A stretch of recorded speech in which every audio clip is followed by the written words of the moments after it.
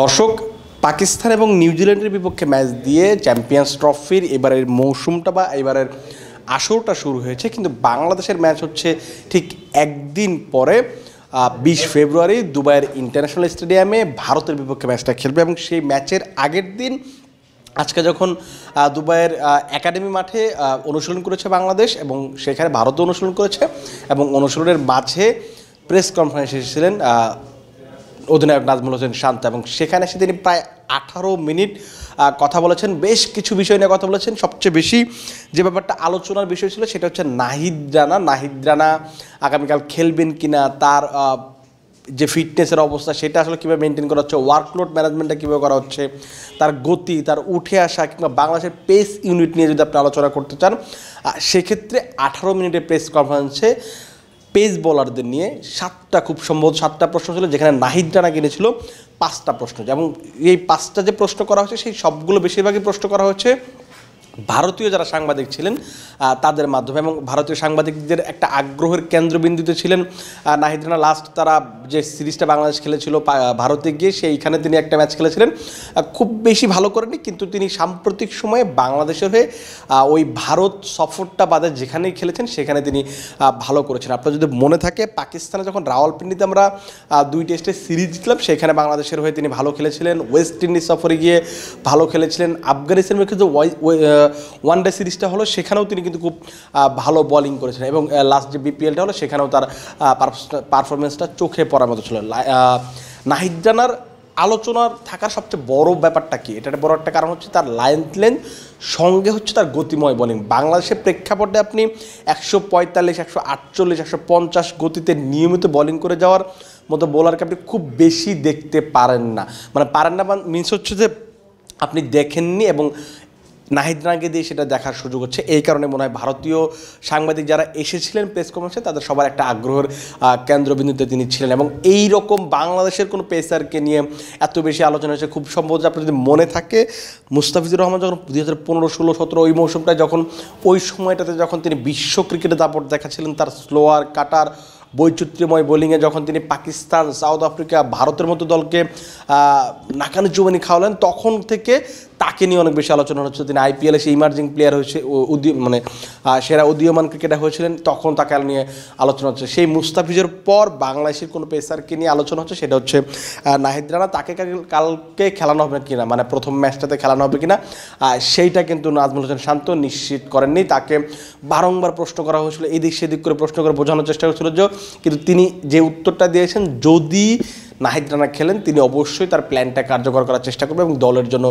ভালো করার চেষ্টা করবেন। এখন জিনিসটা হচ্ছে তিনি হয়তো ইঙ্গিত দেননি, কিন্তু আপনি যদি খেয়াল করে দেখেন যে বাংলাদেশের একাদশটা কেমন হতে পারে সেটা অবশ্যই আলোচনা করব। তার আগে অন্য একটা পার্ট নিয়ে আমরা একটু আলোচনা করতে চাই। সেই ব্যাপারটা হচ্ছে যে আজকে বেশ কয়েকদিন আগে, আপনি আজকে ঘটনা যাওয়ার আগে আমরা বেশ কয়েকদিন আগের ঘটনায় যাই। যখন বাংলাদেশ থেকে যাওয়ার আগে একটা প্রেস কনফারেন্স করলেন নাজমুল হোসেন শান্ত, সেখানে তাকে প্রশ্ন করা হয়েছিল সাকিব আল হাসানকে তিনি মিস করবেন কিনা, বা সাকিব আল হাসানের অভাব পূরণ করা, বা সাকিব কেন্দ্রিক একটা প্রশ্ন ছিল। সেখানে তিনি একটা কথা বলেছিলেন যে এই সব টুর্নামেন্টে যাওয়ার আগে সাকিবকে নিয়ে আসলে আর কত কথা বলা যায় বা অন্য ব্যাপারগুলো তিনি মানে একটা একটা অনীহা প্রকাশ করেছিলেন সাকিব কেন্দ্রিক প্রশ্নের উত্তর দিতে। আজকে যখন তাকে প্রশ্ন করা হলো সাকিব না থাকার ব্যাপারটা নিয়ে, বা মিস করবেন কিনা এরকম একটা প্রশ্ন যখন তার কাছে ছুড়ে দেওয়া হলো, তখন তিনি বললেন যে একেবারে সোজা সাপটা 2টা শব্দের উত্তর দিলেন, জি না, এরকম একটা উত্তর দিলেন। এবং তিনি বোঝাতে চাইলেন যে সাকিবকে তিনি আর বা তার দল এখন আর মিস করছেন না। এটা খুবই ভালো ব্যাপার। আপনি এটাকে 2 দিকেই নিতে পারেন, পজিটিভ হিসেবে নিতে পারেন, নেগেটিভ হিসেবে নিতে পারেন, কিন্তু আমি এটাকে একটু ইতিবাচক হিসেবে নিব। একটা বড় কারণ হচ্ছে আপনি সাকিব আল হাসানকে দিয়ে সারা জীবন খেলাতে পারবেন না। আপনি একটা সময় পর অবশ্যই সাকিবকে অবসর নিতে হবে। সাকিবের হয়তো একেবারে শেষ সময়টা চলে এসেছে। লাস্ট কয়েক বছর ধরেই তিনি ওই 2019 বিশ্বকাপে যেভাবে পারফর্ম করেছিলেন তার পরবর্তীতে কিন্তু আমরা সেই সাকিবকে দেখতে পাইনি। আর বর্তমান সময় তো অনেকগুলো ব্যাপার আছে, রাজনৈতিক ব্যাপার আছে, তার বোলিংয়ে নিষেধাজ্ঞার ব্যাপার আছে, এই ব্যাপারগুলোর কারণে তাকে দলে রাখা হয়নি, এটা একদম স্পষ্ট। কিন্তু কথা যেটা হচ্ছে নাজমুল হোসেন শান্ত যেটা বললেন যে তিনি মিস করেন না, কিন্তু এরকম একজন অলরাউন্ডারকে মিস করাটা স্বাভাবিক, তিনি মিস করেন না এটাই বরং অস্বাভাবিক। কিন্তু শান্তর এই যে কনফিডেন্সটা, বা তিনি যেটা মুখে বললেন যে তিনি সাকিবকে আর এখন মিস করেন না, বা বাংলাদেশ দল এখন আর মিস করে না, সেটা যেটা বোঝাতে চাইলেন, সেটা আমার কাছে খুব ভালো লেগেছে। একটা বড় কারণ কি জানেন, আপনার দলে যিনি নেই তাকে নিয়ে আলোচনা করাটা খুবই অবাঞ্ছনীয়, কারণ তাকে নিয়ে আসলে আলোচনা করে আপনি কী করবেন, কী করতে পারবেন, সেটা কিন্তু আপনি কিছুই করতে পারেন না। আপনাকে কী করতে হবে, আপনার যে 15 জনের সদস্য আছে, 15 জনের একটা দল আছে, সেটার কি সক্ষমতা, সেটার কি সামর্থ্য, সেটা নিয়ে আপনাকে চিন্তা করতে হবে। এবং সাকিব না থাকায় আপনি ওই জায়গাটা কাকে দিয়ে ফিল আপ করবেন আপনি চিন্তা করবেন, সেটা শান্ত খুব সম্ভবত এই চিন্তাটাই করছেন। এবং সাকিবের জায়গায় মেহেদী হাসান মিরাজ খুব সম্ভবত খুব প্রপার একটা চয়েস হতে যাচ্ছে। কারণ আপনি যদি লাস্ট দুটো সিরিজ দেখেন, আপনি আফগানিস্তান সিরিজ কিংবা ওয়েস্ট ইন্ডিজ সিরিজে যদি চিন্তা করেন, মেহেদী হাসান মিরাজ 4 নম্বরে ব্যাটিং করেছেন এবং সফলতা পেয়েছেন। লাস্ট বিপিএল আপনি যদি খেয়াল করেন 4 নম্বরে ওপেনিং এরকম জায়গাগুলোতে ব্যাটিং করেছেন, সেখানেও মিরাজ খুব ভালো খেলেছেন এবং তার উপর আপনি রিলাই করতে পারেন। তার বলিং টেনে তো খুব বেশি প্রশ্ন তোলার সুযোগ নেই, টি-20-র বাইরে আপনি হয়তো তাকে বলিং নিয়ে খুব বেশি আলোচনা বা করার সুযোগ থাকবে না। সেই ক্ষেত্রে মনে হয় সাকিবের ওই রিপ্লেসমেন্টটা পাওয়া যাচ্ছে বলে ধরে নেওয়া যাচ্ছে। যে জিনিসটা হচ্ছে ওই শান্তর কথা যেটা বলছিলাম, যে শান্ত যেটা মুখে বলেছেন সেই জিনিসটা জাস্ট আমরা সমর্থক হিসেবে, আমরা বাংলাদেশের মানুষ হিসেবে মাঠে সেই প্রয়োগটা দেখতে চাই, যে সাকিবকে যে বাংলাদেশ মিস করছে না, সেটা মাঠের ক্রিকেটে শরীরী ভাষায় সেটা আপনাকে প্রকাশ করতে হবে। সেটা যদি বাংলাদেশ, নাজমুল হোসেন শান্ত কিংবা সবাই মিলে যদি করতে পারে, সেক্ষেত্রে বাংলাদেশের লাভটাই আখেরে লাভটা হবে। আমরা একটু ওই যে মাঝে যেটা বলছিলাম যে একাদশটা কেমন হতে হবে, সাকিবের মতো ক্রিকেটার না থাকলে যে সমস্যাটা হয়, আপনাকে হয় একজন ব্যাটসম্যান বেশি খেলাতে হবে, হয়তো একজন বোলার বেশি খেলাতে হবে। এইটা একটা বড় সমস্যা তৈরি হয়েছে। আপনি যদি একাদশটা চিন্তা করেন যে একাদশটা কেমন হতে পারে, সেটা হয়তো আপনারা ধারণা পেয়ে যাবেন। আপনি টপ অর্ডারে যদি আপনি চিন্তা করেন, ওপেনিংয়ে আপনি সৌম্য সরকারের সঙ্গে তানজিদ হাসান তামিমকে নিশ্চিতভাবে খেলাবেন, কারণ এই জুটিটা অনেক দিন ধরেই বেশ কিছুদিন ধরে খেলছেন এবং মোটামুটি একটা সাফল্য পেয়েছেন। আর যেহেতু ব্যাকআপ ওপেনার হিসেবে পারভেজ হোসেন ইমন, তিনি এখন পর্যন্ত জাতীয় দলের হয়ে খেলেননি, মানে ওয়ান ডে ফরম্যাটে, সেক্ষেত্রে আপনি তার উপরে এরকম ম্যাচে আপনি ভরসা করবেন না, এটা খুবই স্বাভাবিক ব্যাপার। সো আপনি ওপেনিং হচ্ছে সৌম্য সরকার এবং হচ্ছে তানজিদ হাসান তামিম। 3 নম্বরে অধিনায়ক নাজমুল হোসেন শান্তর জায়গাটা ফিক্সড, এবং 4 নম্বরের জন্য আপনি আসলে মেহেদী হাসান মিরাজের কথা বলছেন, তিনি খুব সম্ভবত 4 নম্বরে ব্যাটিং করবেন। 5 নম্বরের জন্য আপনি মুশফিকুর রহিম আছেন, 6 নম্বরে আপনি মাহমুদুল্লাহ রিয়াদ, 7 নম্বর জায়গা নিয়ে একটা বড় জায়গা আছে, কারণ এইখানে বেশ কয়েকটা আপনি একটা অপশন তো অবশ্যই আছে, যে আপনি কি তাওহিদ হৃদয়কে খেলাবেন নাকি হচ্ছে আপনার জাকের আলী অনেককে খেলাবেন। কিন্তু আমার কাছে যেটা মনে হয় যে এখানে তাওহিদ হৃদয়ের চেয়ে জাকের আলী অনেক একটা পারফেক্ট চয়েস হতে পারে। সেটা একটা বড় কারণ হচ্ছে তাওহিদ হৃদয় ব্যাটসম্যান হিসেবে খুবই ভালো, কিন্তু তিনি একটু টপ অর্ডার বা একটু উপরের দিকে ব্যাটিং করে থাকেন।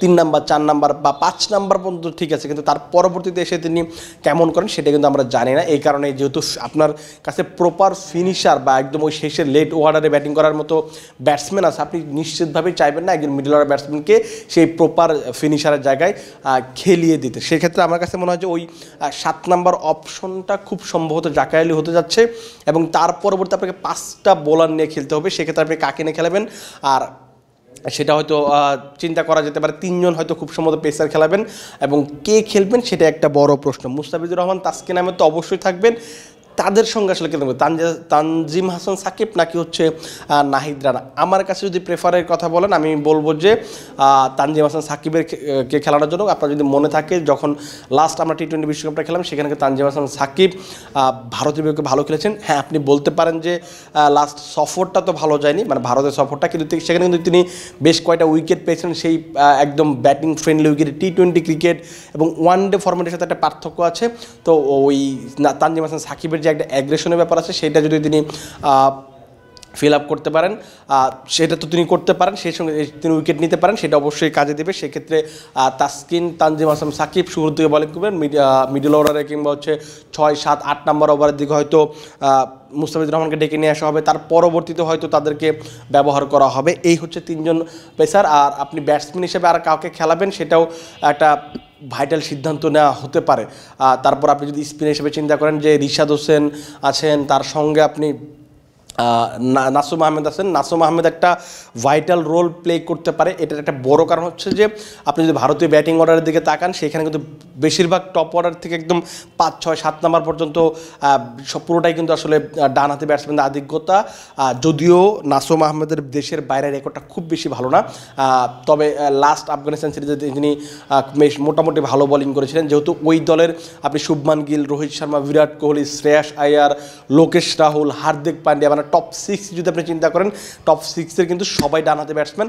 সেই ক্ষেত্রে আপনি ডানহাতি ব্যাটসম্যানের বিপক্ষে আপনি সবসময় চাইবেন আপনার জন্য একটা বাঁহাতি স্পিনার থাকে, এবং নাসিম মাহমুদ যদি স্কোয়াডে আছেন খুব সম্ভবত তাকেই সেখানে ইউজ করা হবে এবং সেখানে তাকে খেলানো হবে। কালকে আমার কাছে যেটা মনে হয় যে তাকে খেলানোটাই খুবই পারফেক্ট চয়েস হবে। সেক্ষেত্রে কিন্তু আপনি বোলিং অপশনটা পাচ্ছেন। এটা সেখানে রিশাদকে হয়তো সেখান থেকে বসানো হবে, কারণ 7 নম্বর পর্যন্ত আপনি জাকির আলী অনেককে খেলাচ্ছেন, 8 নম্বরের জন্য আপনি নাসিম আহমেদকে বেছে নিচ্ছেন, এবং 9, 10, 11 এই 3 জন হচ্ছে পেস বোলার। এই হচ্ছে আমার কাছে যেটা মনে হয় যে এই প্রবাবল একটা 11 হতে পারে। 2 জন পেসার খেলাবে কিনা এরকম প্রশ্নও থাকতে পারে যে আমি একজন স্পিনার বেশি খেলে রিশাদকে খেলালাম, তাহলে আমার একটা ব্যাটিং অপশন বাড়লো, সেটাও করা যেতে পারে। কিন্তু এটা সম্ভাবনা তুলনামূলক কম, কারণ ভারত এমন একটা দল যারা স্পিনটা খুব ভালো খেলে। আপনি লোকেশ রাহুল, মিডল অর্ডারে যারা আছেন, লোকেশ রাহুল, শ্রেয়াস আয়ার, বিরাট কোহলি, তারা খুব ভালো স্পিন খেলেন। শুরুতে যদি আপনি রোহিতের কথা বলেন, শুভমান গিল, তারাও সবাই খুব ভালো স্পিন খেলেন। সো আপনি ওই রিস্কটা নিতে চাইবেন না, কারণ আপনার একটা স্পিনার যদি ক্লিক না করে সেক্ষেত্রে কিন্তু আপনি পরের দিকে কিন্তু আপনি বিপদে পড়ে যাবেন। এবং আপনার যদি এমন হয় যে স্পিনার প্রয়োজন পড়ছে, সেক্ষেত্রে কিন্তু আপনি চাইলে মাহমুদুল্লাহ রিয়াদকে দিয়ে 4-5 ওভার বোলিং করাতে পারবেন, অনায়াসে বোলিং করাতে পারবেন, সেটা হয়তো কাজে দিবে। এই হচ্ছে ভারত ম্যাচের আগে আমার কাছে যেটুকু মনে হলো যে যেটা বলা যেতে পারে সেই জিনিসগুলো বলার চেষ্টা করলাম। আমরা আশা করব যে ভারতের বিপক্ষে বাংলাদেশের ম্যাচ নিয়ে সবসময় একটা হাইপ তৈরি হয়। এবারও তো ওইটার একটা রেস্ট অবশ্যই আছে, কিন্তু এইসব হাইপ বা অন্য কিছু বাদ দিয়ে বাংলাদেশের দলকে যেটা চিন্তা করতে হবে যে তাদের প্রপার ক্রিকেটটা খেলতে হবে, নিজেদের একদম টপ লেভেলে যে সেরা ক্রিকেটটা খেলা সম্ভব সেটাই খেলতে হবে। তাহলে ভারত যে ধরনের দল, ভারত যে ধরনের প্রতিপক্ষ, তাদেরকে আপনি সহজে হারাতে পারবেন না।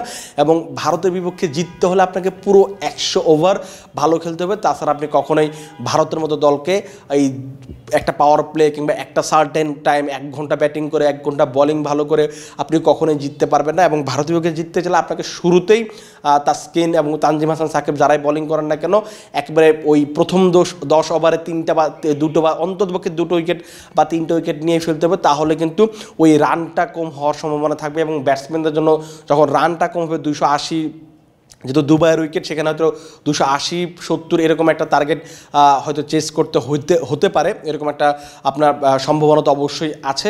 তো ওইটার জন্য ব্যাটসম্যানটা করতে পারে, সেটাও আপনাদেরকে মাথায় রাখতে হবে। আমরা প্রত্যাশা করব বাংলাদেশ একদম নিজেদের যতটুকু দিয়ে খেলা সম্ভব সবটা নিংড়ি দিয়ে খেলবে। বাংলাদেশ ভালো একটা ফাইট দিবে। জেতার কথা আপনি বলা কঠিন, কারণ ভারতের বিপক্ষে যে কোনো দল ভারতের বিপক্ষে যে কোনো দলই পিছিয়ে থাকবে এবং ভারত সবসময় হট ফেভারিট থাকবে।